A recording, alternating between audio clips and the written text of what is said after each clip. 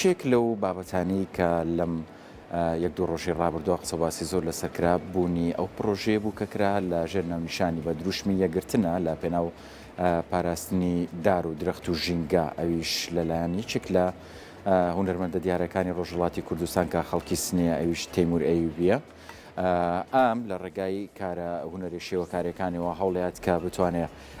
ڕێنمایی زیاتر یان هۆشیاری زیاتر ببەخشێت بە خەڵک لا پێناو پاراستنی دار و درەخت و ژینگە و سروشت و ڕێزگرتن لەو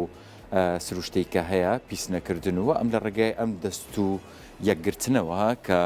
ئاماژێ بۆ یەکگرتن بۆ ئەوەی کە بتوان هەمووان پێکەوە دەست لە ناو دەست هاری کاری سروشت بکەن تا بتوانن خزمەتی زیاتری بکەنەوە بە تایبەتیش لەو قسە و باسانی کە لە ئێستاە هەندان لەسەرەوەی کە وردە وردە سروشت بەرەو خراپبوونە ڕات ئەم پرۆژانە لە لایەن پرۆژە هونەرەکانی و هونەرمەندانەوە کارێکرێ بۆ شیاری خەڵکە و بە شێوازێکی تر بۆ پاراستنی سروشت و هەروە هەوڵدانە بۆ ئەوەی بتوانن ڕێنمایی زیاتر لەسەر ئەم بابەتە بڵاو بکرێتەوە.